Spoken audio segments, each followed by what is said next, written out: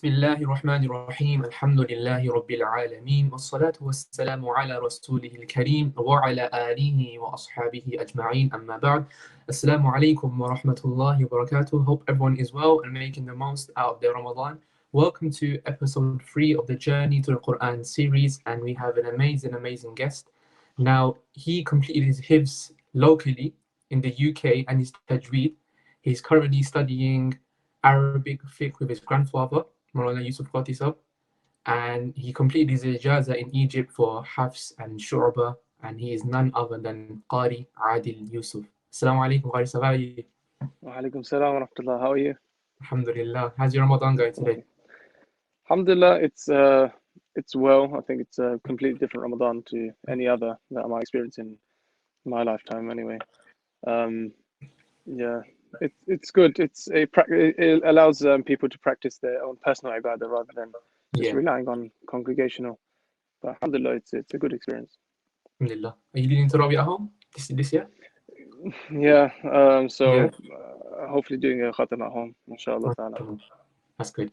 Okay, before we get into the questions, Qari, so I'm going to request for the purpose of barakah, can you recite something for us, please? Inshallah. أعوذ بالله من الشيطان الرجيم. بسم الله الرحمن الرحيم. وسيق الذين اتقوا ربهم إلى الجنة زمرا حتى إذا جاءوها وفتحت أبوابها وقال لهم خزنتها سلام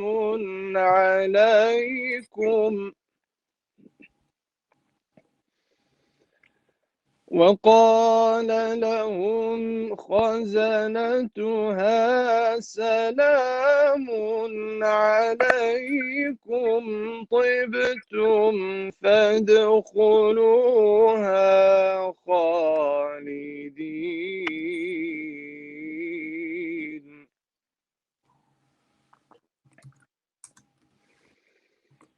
وقالوا الحمد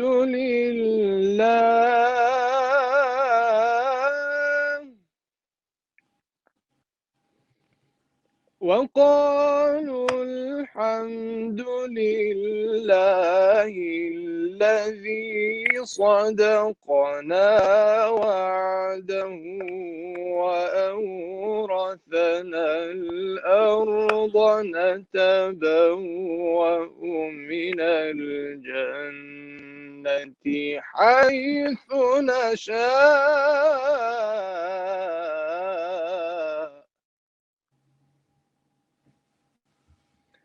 فنعم أجر العاملين.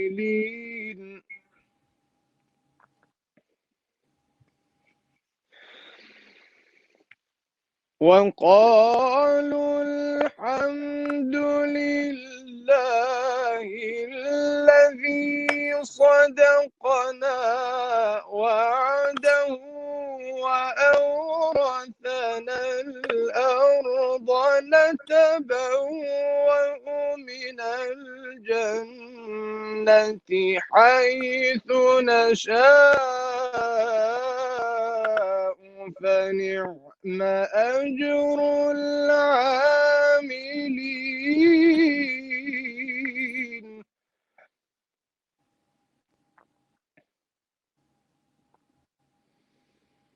وترى الملائكة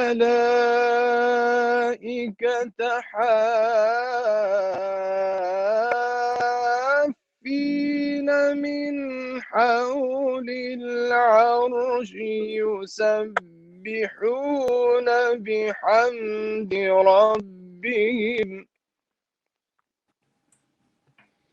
يسبحون بحمد ربهم وقضي بينهم بالحق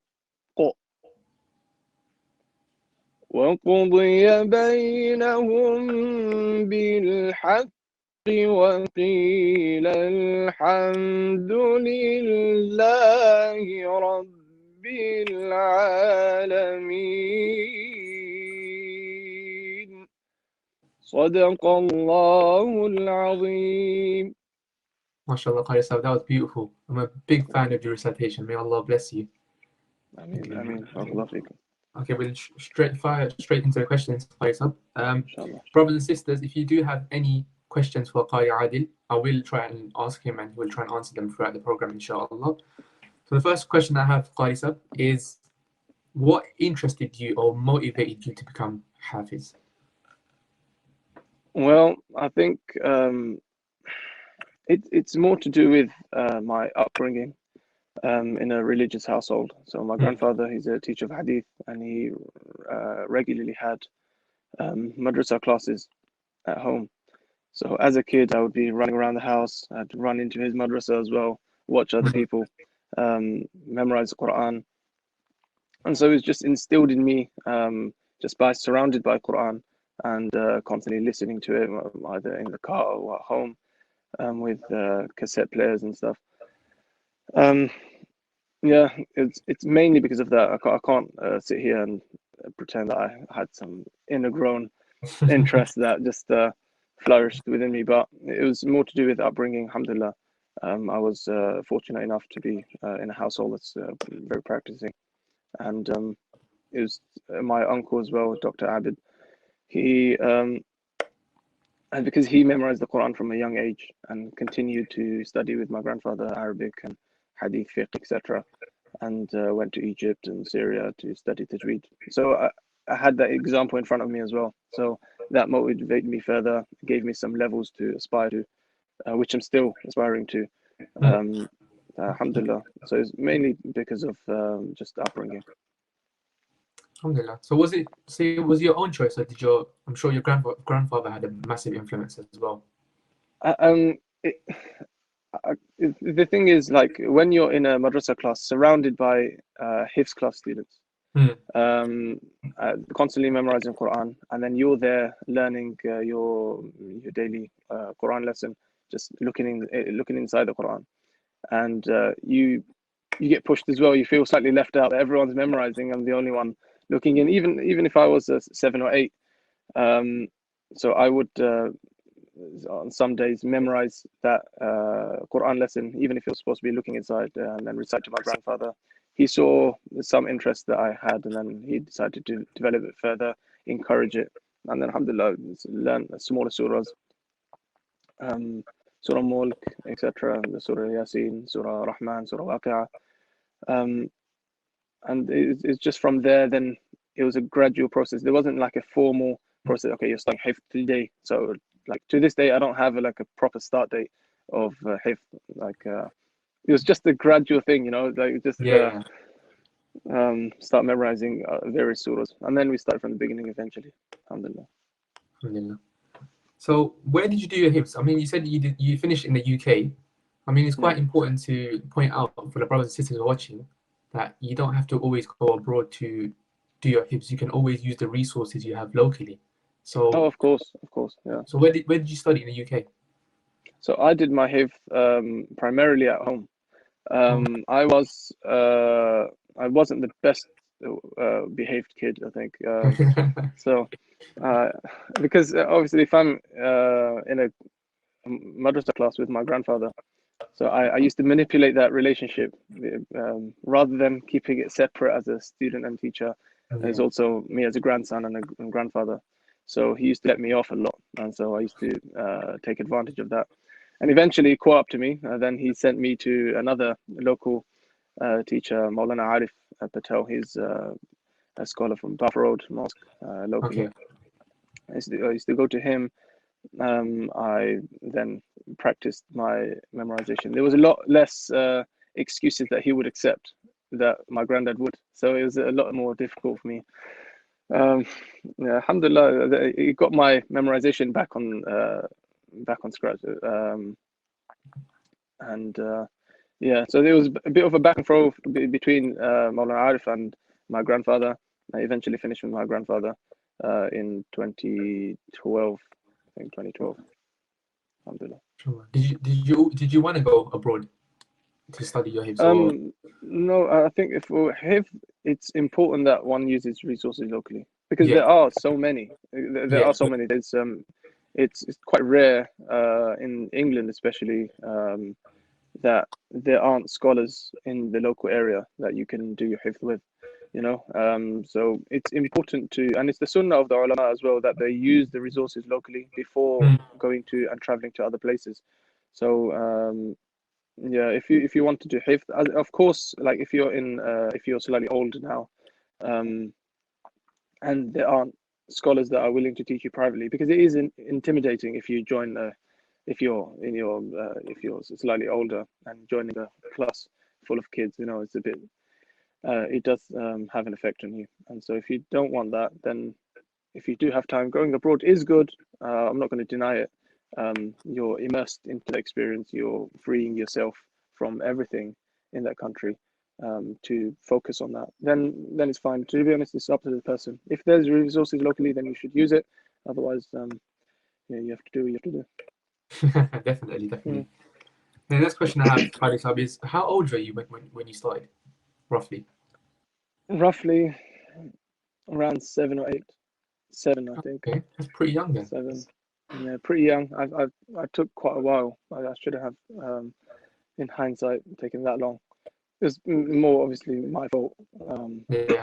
just behavior and stuff like that, and the stopping and starting because of my memorization and how good the revision was, etc. So it was a lot of that.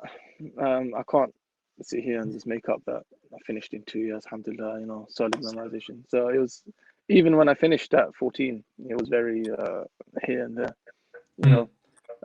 But Tarawih helped a lot. Tarawih helped a lot. Just because I was pushed into that a lot, they put Tarawih, and I knew it was something that was going to happen. And alhamdulillah, I didn't not want to lead Tarawih, and that would help. Like you're practicing all day, even for like how many have I got? Okay, so I started with 4 rak'ah, and that still is like for some people it's still a lot. As in, it's intimidating reciting privately to your teacher, or Mm. reciting on the masala. It's a completely different thing, and reciting in front of a congregation. But yeah, alhamdulillah, it was a process. Alhamdulillah. How nervous were you for your first Tarawih? Do you remember that day? Um, yeah, very nervous. I led for the first time ever in Stratford. There's this one mosque there, Okay. Chobham Street, Chobham Road. Okay. There's a really nice mosque, and as I think I was just turning 15, and so in a big mosque like that, usually I'd start off in a hall, or if you start off in a small mosque or something like that. But this was a main masjid, and after a few days, yeah, it was clear that I couldn't do it. So I left there and then transferred somewhere else. I went to a hall and then recited there. It Okay, was mashallah. difficult. Yeah. Alhamdulillah. It was very scary. I think it was very, Did you very scary. did you get any mistakes? Yeah, yeah, Yeah. inevitably it was. Yeah, as I said, my memorization wasn't excellent, you know, and so even if it was, and it's just there's so much you can learn from scratch on the day, Mm. you know. Yeah, so yeah, alhamdulillah, it was okay. It's not bad. Alhamdulillah, yeah. It's not bad, It's alhamdulillah. not But it's not then, always yeah, it's not always going to be easy. You do have to suffer a bit from the get-go, but you do get no, used to of course, it. You do get used to there's it. yeah, there's a lot of things that you just learn from, and you're glad that it happened. That Mm. you like I was thrown too far into the deep end with the Stratford Mosque, and so it was good for me to find where my level was. Okay, no worries. Next question I have is, what was your daily routine like in the UK? We'll move on to Egypt later on, but in the UK, how was it? at a young age? How was your routine? So when I was with my grandfather, it was in the morning from 7 to 8. I would go to madrasa, and in the evening from 4 to 6. But when I joined Maulana Arif's class as well, so for quite a bit I was studying with both teachers at the same time. So, and his classes were at 7 to 9 in the evening. So I had only one gap between 6 to 7 to do whatever I want, or do my homework or anything. And so it continued like that until my GCSEs, or Oh wow, during my okay. GCSEs as well. I was constantly going from 7 to 8 in the morning, and then 4 to 6, and then 7 to 9. It was a hectic day. So I'd look forward to the weekend, which there'd also be madrasa on that on the weekends as well. But you know, yeah, it was good. It was very busy. Yeah, Very but busy. how did you manage to like balance the both between your English subjects and then you got your Hifz in the afternoon and the morning? I mean, that's quite a lot to take on. Yeah, yeah, it is, and I don't recommend it. But alhamdulillah, as in I picked up a lot in school very quickly. As in, it wasn't something that I had to work too hard on. So my homework eventually became like schoolwork. As in, I used to do it at school the next day or whatever. So it was okay. You'd find ways to do it eventually, whether that be during your break time or your lunchtime or something. Yeah, it may it may not be up to standard, but it was okay to get through. Alhamdulillah. Did you ever have moments where you wanted to give up? That's my next question. Not really. I think Yeah. it's alhamdulillah, as in it was good. As in there were periods where it was difficult, and uh, I don't deny that. It's just he said there was this one time where it was really bad, and I was reciting my memorization like really poorly to my grandfather, and he said to me, "It's not."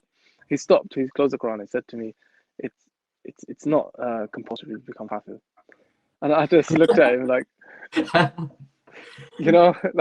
just yeah, that didn't like put me off or anything. That motivated me further. Thinking, okay, now I have to finish. Yeah, no way he can just say that. But yeah, alhamdulillah, and it's mainly because as well that when I was 12, so I hadn't yet finished my hifz. My grandfather, like one of the best decisions he's made, is he sent me to um, one Qari Ilyas Badat from Upton Okay. Lane Mosque. Yeah. And so I went to him on the weekend once with my granddad and my cousin, and to practice tajweed, just tajweed. So we started off with A'udhu Billah Bismillah. That took around 2 weeks, and then uh, Surah Teen, Surah Rahman, and that was all Mujawwad. I apologize. Okay, No that worries. was all Mujawwad only. Mm. Okay, and so it was a good experience, alhamdulillah, with him. He was an amazing teacher, subhanallah. I think he's never asked me for anything.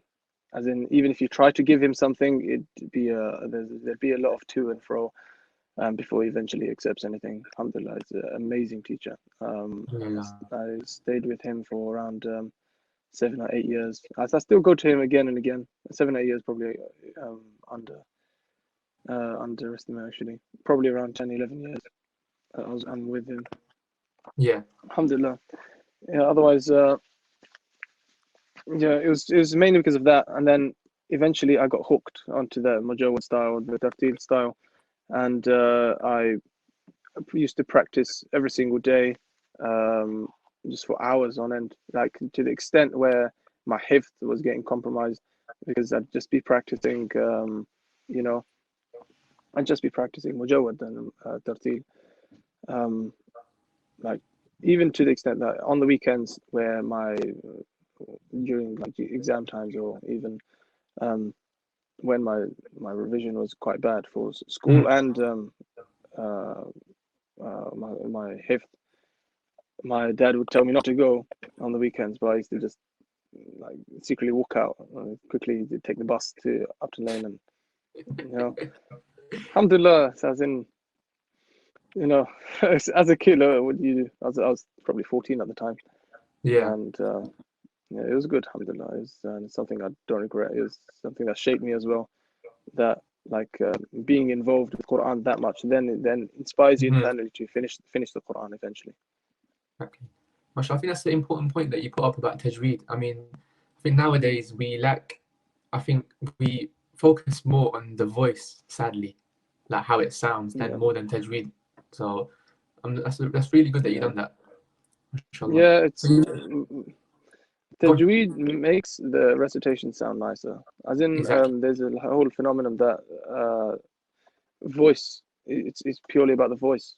As in, Yeah, but when you listen to a voice and you hear really poor makharij and you hear really poor tajweed being implemented, exactly. it's just Yeah. it puts you off. You know, as in Mm, even if you don't know anything like you in terms of tajweed and stuff, you can tell straight away that there's something wrong. Yeah, and it just makes it sound nicer. The mud, it's part of the beauty of the Quran. It's not, and the oneness. exactly. Uh, yeah. You mentioned mujawwad. Could you maybe give us an example, like a small example of how to recite mujawwad?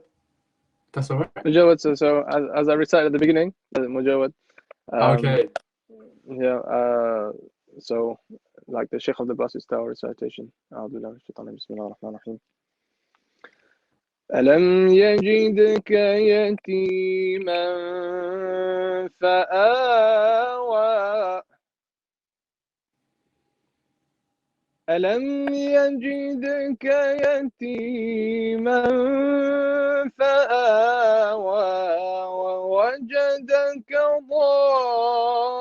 ضالا فهدى ووجدك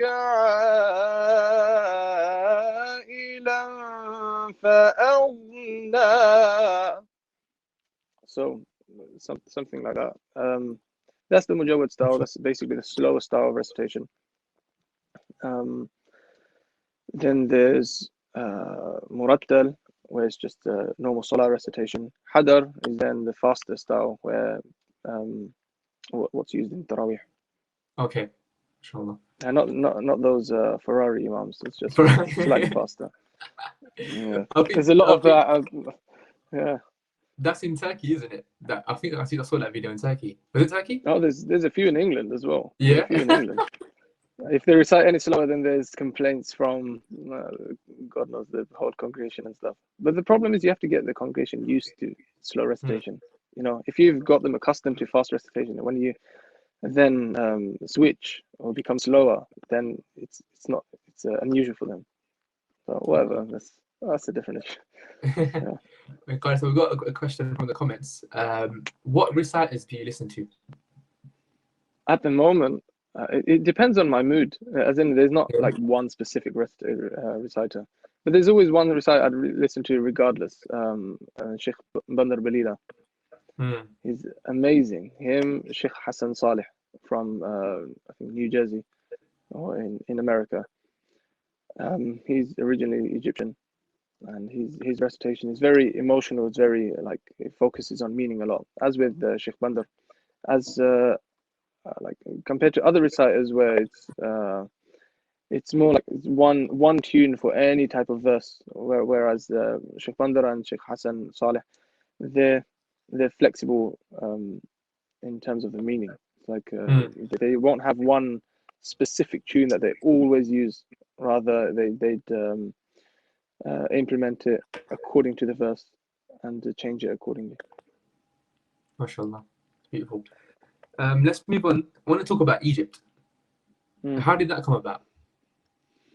Egypt, uh, because obviously if you start practicing Mujawwad, Mm, practicing that slow style recitation, it's just inevitable that you really want to go. Yeah, and that is the center of the Mujawwad style recitation. So after my A levels, I went to Egypt, not for too long.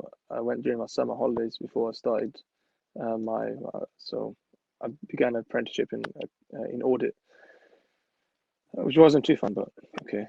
So that was 1.5 months I spent in Egypt. mm. It's mainly learning Arabic and Tajweed. Arabic and Tajweed was something I focused on. It was a complete different experience. It was really hot. I don't recommend going in July, August. Yeah, especially if you're not completely used to really hot weather. Yeah. And I stayed in a flat where, subhanallah, okay, because I didn't know anyone in Egypt at the time. It's just there's this one guy that my dad's friend knew. Okay. Yeah, so I stayed with him and a few other students. And in that flat, because everyone's on budget, it's a student accommodation. Like everyone's on a budget there, and so the flat itself was I can't put it mildly atrocious. Like dust everywhere, there are no windows, because we're on the 6th floor. So Yeah. regardless if you open the windows or not, it's going to be really hot. Yeah, so it doesn't make a difference. And Oh, there's a massive dust field. If anyone here has been to Egypt, then in Hayy Ashir, it's a place where, as in, it's very run down, very run down. As in, if I had a choice, I would be somewhere else, but because I didn't know anyone, so I had to stay with him, so he can like guide me around Cairo, etc. It was an experience. Like yeah. we couldn't, like the floors are constantly dusty, regardless of whether you um sweep it or not. Everyone just gave up. And then like beds as well. Um, yeah, there was just it was just a mattress there, so I had to bring my own mattress covers and all of that. Obviously, you wouldn't use a blanket; it's Wow. just too hot. It's just too hot. Yeah, yeah. The fans you'd never use because that just blow the dust around. There's no, yeah, Subhanallah. and yeah, and it was on the 6th floor, and there was no lift, so you're constantly walking up and down. Yeah, No. so yeah, so if you wanted water, because no one drinks Egyptian tap water, it's full of chlorine. It tastes like swimming pool water. So every time you go to the shop and buy water, by the time you've reached the 6th floor, you finished You like finished half it. the bottle. Yeah, it was Subhanallah, that's difficult. crazy, man. That's It's a crazy. good So how's experience, it? alhamdulillah. Alhamdulillah. I think Mm. those are the moments that you remember most, and you laugh about it now. Back then, it probably Yeah, wasn't funny, but now you just laugh about it, don't you? yeah. Then it wasn't too exciting, I think. But Yeah. I think that's why the next year and the year after, I chose my own apartments at that time. And so the second time I went, it was that I didn't enjoy too much because I booked my own apartment for I think 1.5 months again, but I was alone. You know, I Mm. was alone. It was a clean apartment, but I was alone, and even my classes they were all 1-to-1 as well. So there Okay. wasn't much interaction with the Egyptian locals, which did eventually get to me. It was quite boring, you know.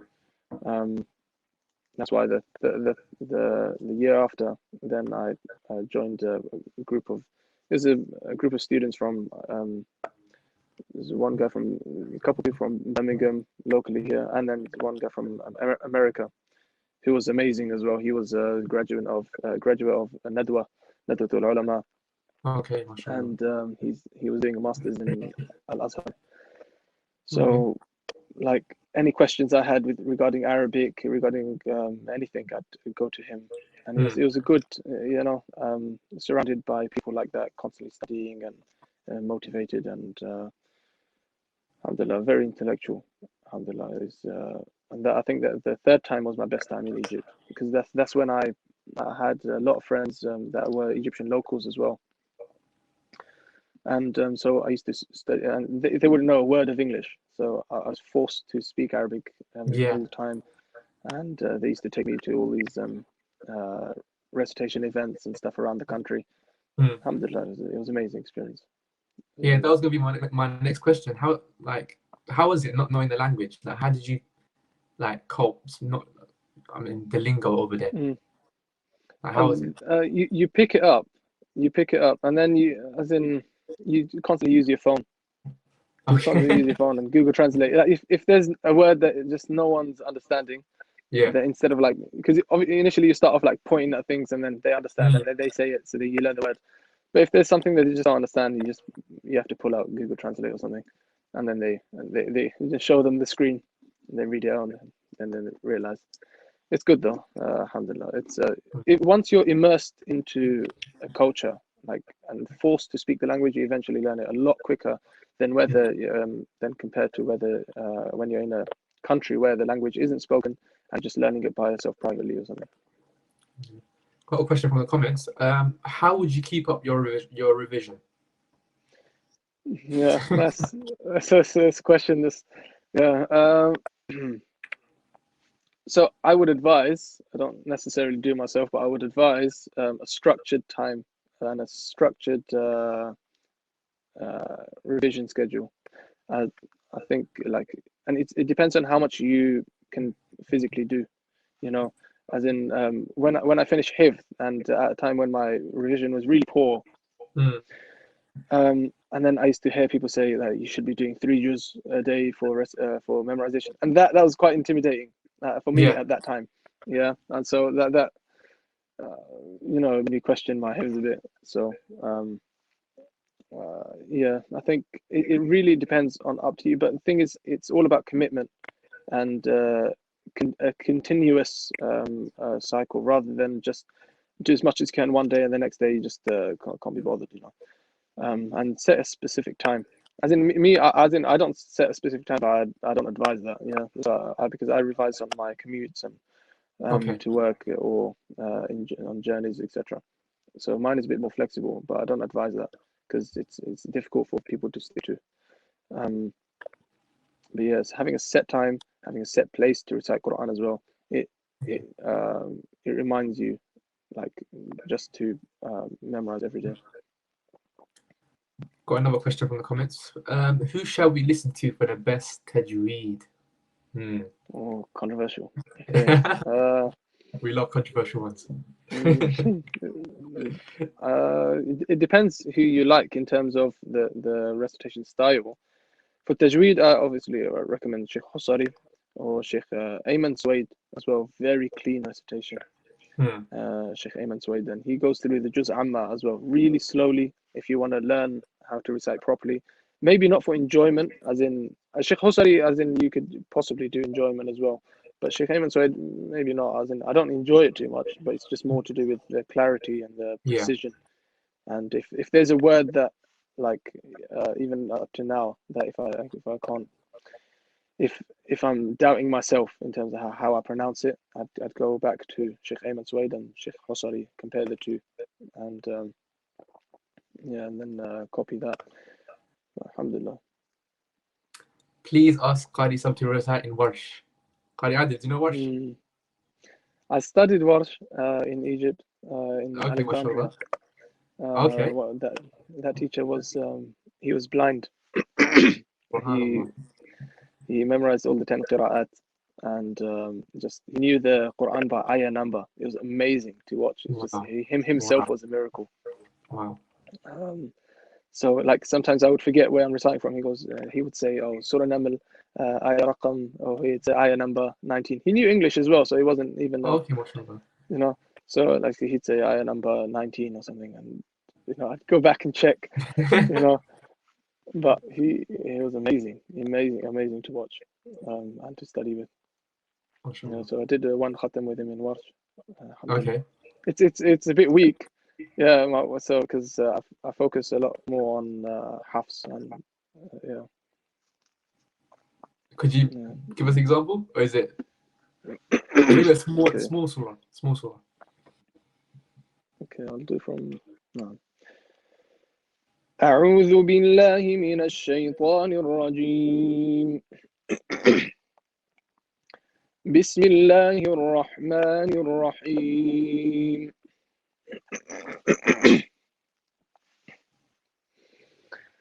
هل أتى على الإنسان حين من الدهر لم يكن شيئا مذكورا إنا خلقنا الإنسان من نطفة أمشاج نبتليه فجعلناه سميعا بصيرا إنا هديناه السبيل إما شاكرا وإما وإما كفورا إنا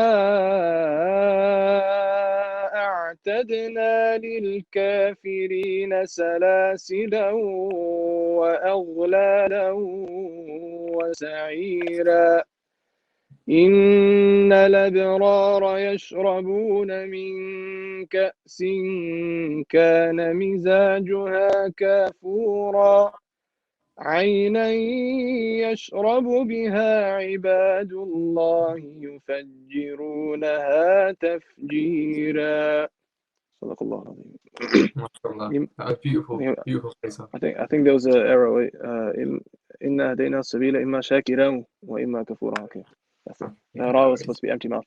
Okay. No worries about it. Got another question from the comments. What are the differences between the different styles of reciting?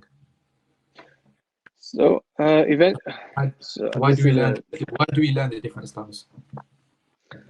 As in, you don't have to learn the different styles. As in, there are. So, the Quran was revealed with سبعة أحرف. Yeah, seven. You can say letters of seven scripts. So we've got one of them, and then based on that one, and only one was kept alive, because all the rest of them were, can say, burnt by Uthman radiallahu ta'ala an. In order to, because there was a lot of ikhtilaf and fitna that was arising from the different tribes and stuff, using the different ahruf. And so only one ahruf remained, and that's the current Uthmani script. And so based on that, and based on the transmission, and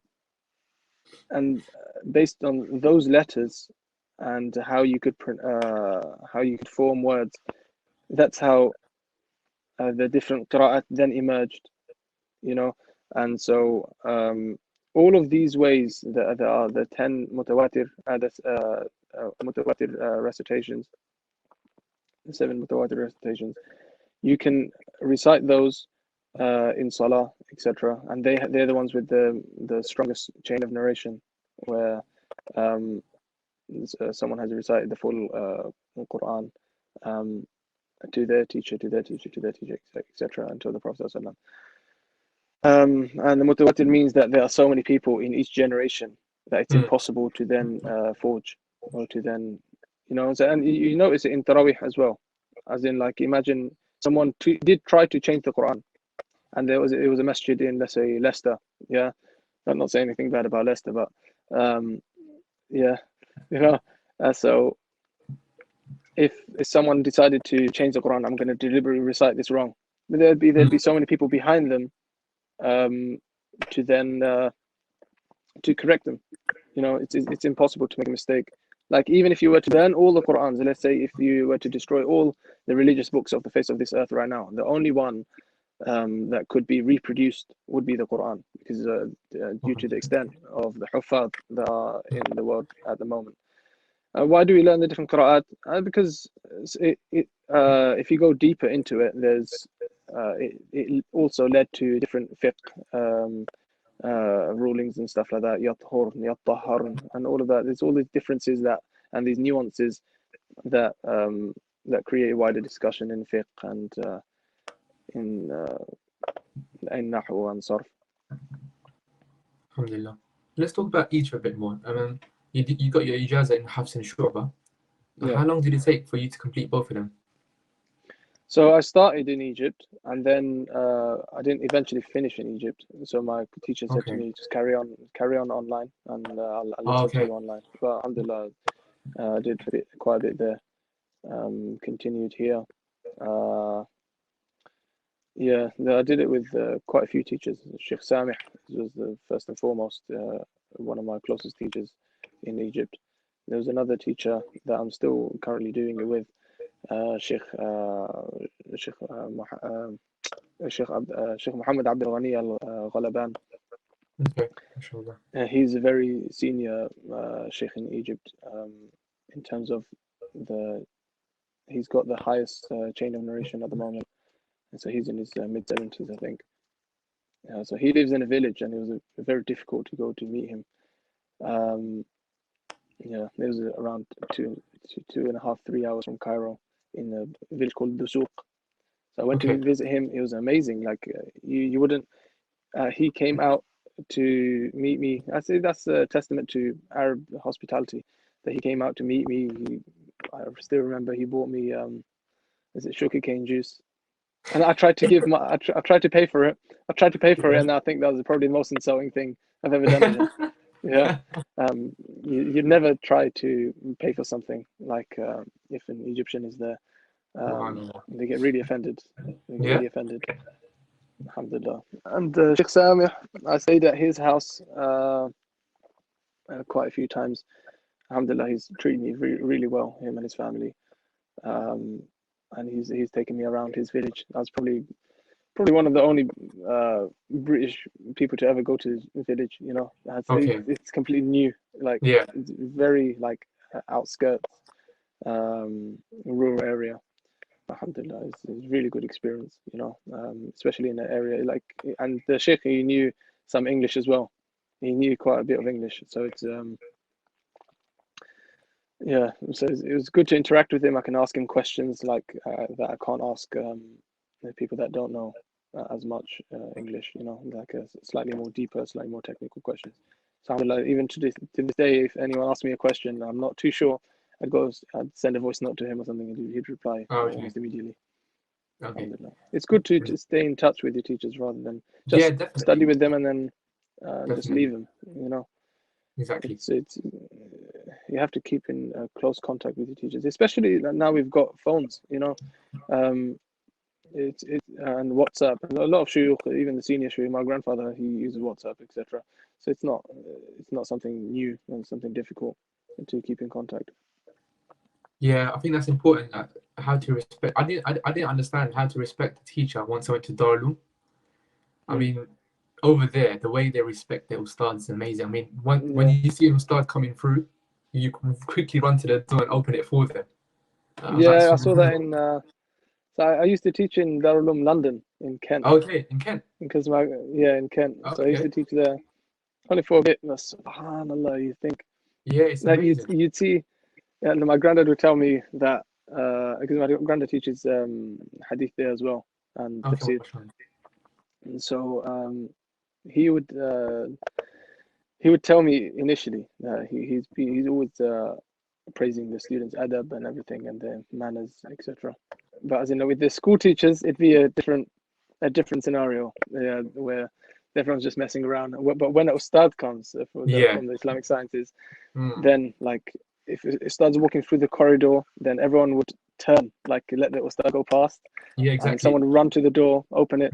And so it was quite new. Like when I went as an Ustad, which is and I'm teaching senior students that are a lot more learned than me, and Mm. still they, mashallah, the adab that they showed, amazing. And not that I deserved any of it. It's just like they do it not because of your age, but just the position that you're in, you know. So yeah, alhamdulillah. Alhamdulillah. Okay, guys, I'm going to wrap it up with two more questions, if that's okay. No, Um, one question I have is, what age do you feel is good to become Hafiz? I mean, for the viewers that are listening that may want to decide to send their child into a Hafiz course, when do you think is a good age, roughly? I don't think there is a specific good age. It really depends on a case by case basis. Yeah, If a child is, if you can see potential in a child, regardless of whether they're even 6 or 7, then go for it. As in, like slowly coax them into and encourage them to memorize the small surahs and stuff. And if you can see them do that, then go for it. But there's not like a specific, okay, now just throw them into Hifz, yeah, at a specific age, because there's no like the development that should have happened at home, etc. That's not been there. But if you're going to say that, oh, at age 8, okay, just put him into Hifz. You know, there has to be that development. There has to be the practice, the foundation. And if you then can see potential, otherwise you're wasting the Ustad's time as well. yeah, Yeah, in the exactly. Hifz class. If you haven't recognized the potential yourself, or if someone else, if a teacher hasn't recognized potential, then there's no point in sending it to Hifz. But and it's all to do with And you'd only recognize whether the kid has the potential if you have close contact with the madrasa teacher and your child itself, and you take an interest in your child's education, rather than just sending him somewhere and just expecting results, you know. But you have to be involved. You have to be involved, and you'd only know how your child is doing if you ask, if you interact with your child, if you interact with the and constant contact with the madrasa teacher as well. Alhamdulillah. I've got a question from the comments. Would you recommend to first memorize or learn the meaning? First or both together? No, Sorry, memorize the meaning first. first or both together. No, I'd say memorize the Quran first before learning the meaning. Yeah. If you, as in, it's not necessarily that you have to finish the Quran just as much as you can, at least. As in, obviously, the goal is to memorize entirely.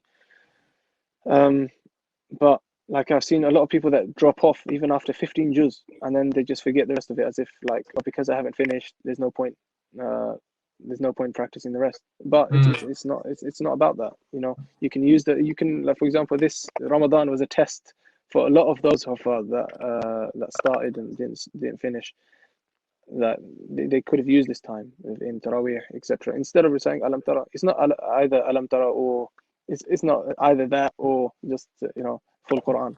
It could be anything, and just the surahs that you know, Yasin, Rahman, etc. But meaning-wise, I think that comes after you've done your utmost to memorize. Then, inshallah, start learning the meaning. And learning meaning rather than just memorizing English translation, it's easier if you start learning Arabic. Yeah, and the resources for that is countless at the moment. Yeah, Duolingo is something that I recommended on my Instagram a while ago. And just slowly progressing from there. There's no deadline. This is a lifetime thing. This is for you. Like, no one's going to be asking you. No one's going to be asking you on whether you finished a specific book or anything to do with Arabic. This is literally something that you're doing to understand God's word. So it's a lifetime process. You can start off Duolingo, and there's a Medina Arabic book course online on YouTube. Like this one, Sheikh Atif, I think his name is Sheikh Sheikh Asif. He teaches it, and he's a South Asian guy, so he's very desi, but it's very fun to listen to him. Alhamdulillah, he's amazing. He studied with the author Sheikh Abdul Rahim, who wrote the Medina Arabic book series. It's all there if you want it. If you want it, then you can have it. The thing is, it's just about putting the effort in. Yeah, definitely. I've got another question. What is your future plans, Qari? What's your next goal? So at the moment, I'm studying hadith and fiqh with my grandfather.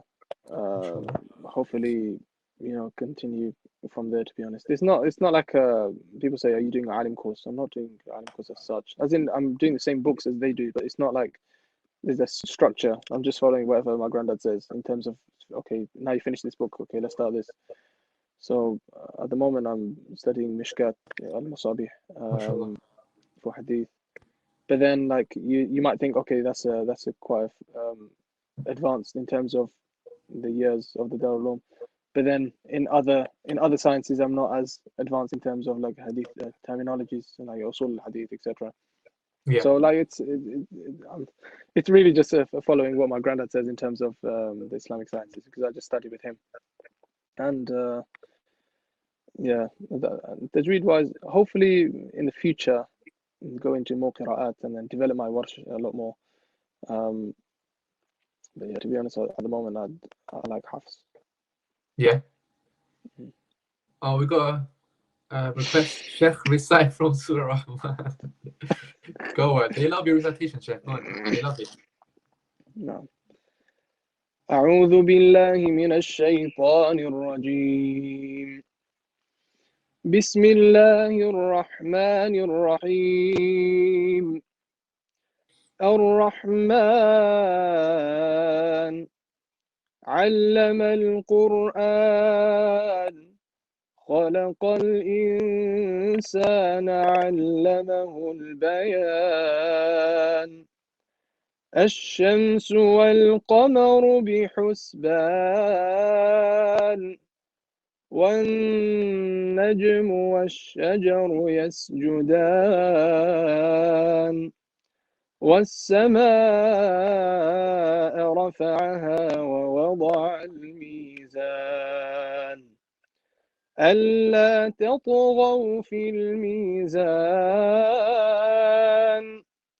وأقيموا الوزن بالقسط ولا تخسروا الميزان والأرض وضعها للأنام فيها فاكهة والنخل ذات الأكمام والحب ذو العصف والريحان فبأي آلاء ربكما تكذبان صدق الله العظيم. MashaAllah, MashaAllah. It's beautiful, Qari. It's Nice. difficult to recite, and without any water or anything. May Allah bless you, and may Allah give you barakah in your life and allow you to recite even more. Ameen. Barakallahu feekum. Okay, one more question, Qari. What advice would you give to everyone out there who may be pursuing or maybe currently studying Hifz? What advice would you give them? Don't give up. I think you might lose motivation, but it's a process, and you will definitely not regret it. One of my biggest regrets is just not practicing my memorization when I was younger and taking advantage of my grandfather's softness, I think, towards me, and I could have finished a lot earlier than I could have. I could have started Arabic a lot earlier than I did, because subhanallah, I started Arabic when I was around 18, 19, and the period between when I was 14 to around that age, and A-levels get in the way, etc. And it really does take a toll when you're trying to review your memorization and stuff and revise for your A-levels at the same time, etc. It's difficult, subhanallah, and that's literally one of my biggest regrets, to just messing around. Obviously, as a kid, you mess around, but mess around when there's a time and place, right? As in, obviously, you're gonna talk to other kids in the madrasa and but as in, keep it to a level, where you're not it's not detrimental to yourself and to others as well. Because of you, one could be put off hifd, or one could fall behind in their hifd, etc. So just make sure you're not being you're just not being detrimental to yourself. You're not putting yourself down, but you make sure you're not putting anyone else down first and foremost as well. But obviously, so in terms of advice, just keep going, and keep listening to Quran, and recite your new Quran lesson just before you go to sleep. Make sure that's the last thing you do, and as soon as you wake up, obviously just go do wudu and everything, and then begin to memorize what you recited the night before. And make sure you don't memorize it the night before. It's just recite it 10 or 15 times. Just purely by looking in. And there's not by heart. And then in the morning, then it's time for that. It'll be a lot easier, inshallah. That's from my own experience. Also, advice for someone planning to start Hifz? Time to start Hifz. As it starts from before that. You have to, obviously, you can't expect a child just to develop an interest in Quran. We're talking about children here, so and that's to do with their upbringing and stuff like that. So if you're constantly surrounding a child around with Quran and recitation constantly, while they're going to sleep, and you turn the recitation on, and then inshallah they'll develop an interest. They'll memorize. Because I don't think I've ever memorized the Juz Amma by looking in. I don't think I've ever looked at it, and that's only because I used to listen to Quran a lot. As in, it's not like me myself. It was more of a passive thing. Yeah, because my parents used to turn it on, or my grandfather used to turn it on, etc. So it's more of that.